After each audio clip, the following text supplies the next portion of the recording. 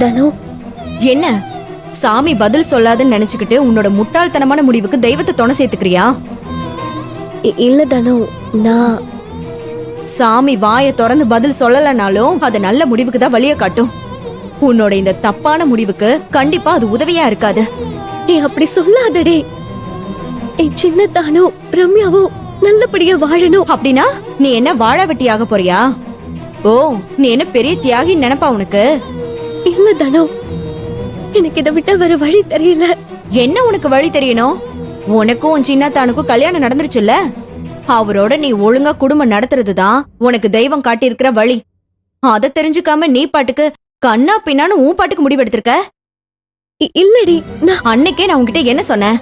இனிமே விளையாட்டு கூட இந்த மாதிரி யோசிக்காதன்னு சொன்னா இல்லையா? நீ உன் மனசுல என்ன நினைச்சிட்டு இருக்க? ரம்யாவுக்கு நல்லது பண்ணணும்னு நினைச்சு நீ உன் மொத்த குடும்பத்தையும் பழி கொடுக்க போறியா? நான் சொல்றத கொஞ்சம் கோவப்படாம பொறுமையா கேளு தனு. என்னோட இந்த முடிவால யாருக்கும் எந்த கஷ்டமும் வந்துட கூடாதுன்னு தான் நான் ஒரு யோசனை பண்ணிருக்கேன். அது என்னன்னு தெரியுமா? தெரியும்டி. நீ சாமி கிட்ட சொல்லி வேண்டிட்டு இருந்தத நான் கேட்டுட்டு தான் இருந்தேன். உன் சின்னத்தானையும் ரம்யாவையும் சேர்த்து வைக்கணும்னு நினைக்கிறதே முதல் தப்புடி. அதோட அவங்க 2 பேரையும் சேர்த்து வைக்கிறதுக்காக நீ போட்டிருக்க பாரு ஒரு திட்டம். என்ன ஒரு திட்டம்டி! உன்னால மட்டும் எப்படி இப்படி எல்லாம் யோசிக்க முடியுது?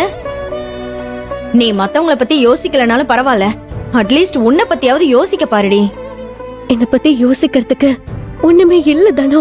அப்படி சொல்லாத.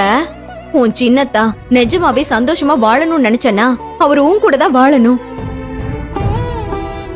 உன்னை தவிர வேற யாராலையும் அவர் சந்தோஷமா வச்சுக்க முடியாது. இல்ல தனு, ரம்யா. என்னடி ரம்யா? ரம்யாவால உன் சின்னத்தான உண்மையிலேயே சந்தோஷமா வச்சுக்க முடியும்னு நினைக்கிறியா? அவளோட காதல் என்ன அவ்வளவு பெருசா?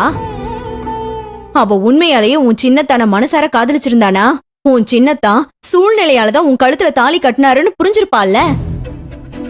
உன் சின்னத்தானோட சந்தோஷத்தை பெருசா நினைச்சிருந்தா அவ விலைக்கு போயிருப்பாள்ல. அவ அப்படி போகலையே. உன் சின்னத்தானுக்கு மேல கமிஷனரா வந்து உட்கார்ந்துகிட்டு அவரை அவ எவ்வளவு கஷ்டப்படுத்திட்டு இருக்கா. உண்மையான காதல் எப்படி கஷ்டப்படுத்தும்? ரம்யா சின்னத்தான கஷ்டப்படுத்துறதே அவர் மேல வச்சிருக்கிற காதல் தானே. ஏய், சும்மா எதையாவது உளறிட்டு இருக்காத. ரம்யாவுக்கு சின்னத்தானோட சந்தோஷத்தை விட அவளோட சந்தோஷம் தான் முக்கியமா இருக்கு.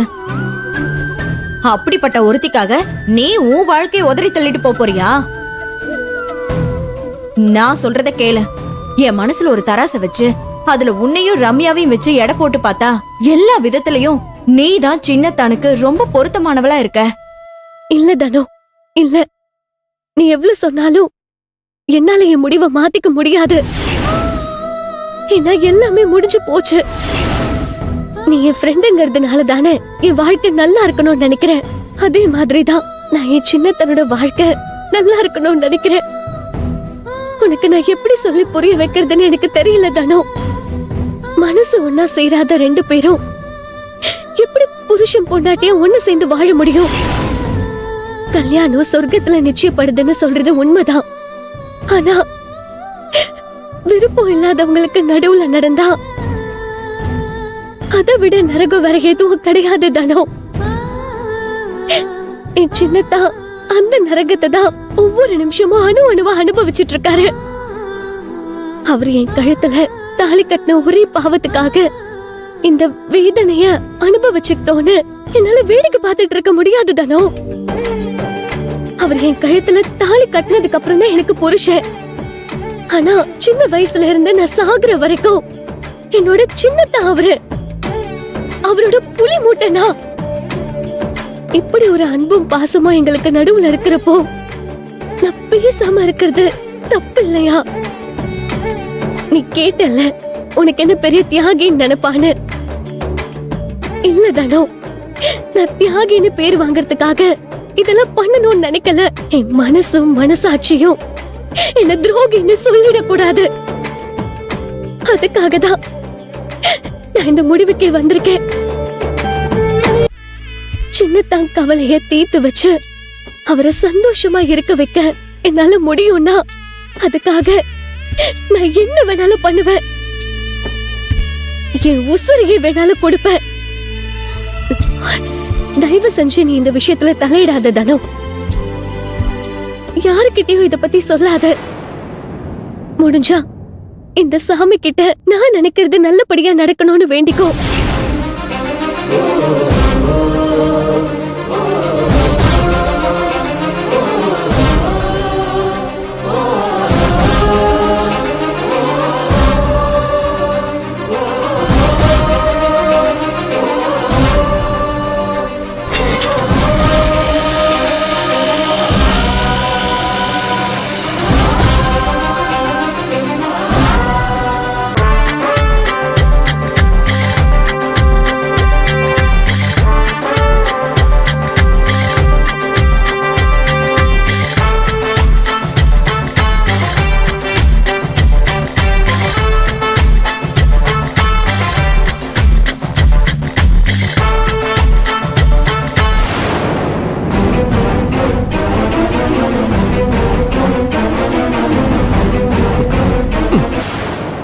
ஏய் ஹலோ ஹலோ, என்ன நீ பாடுக வந்த சிஸ்டம் ஆஃப் பண்ணிட்டு போற?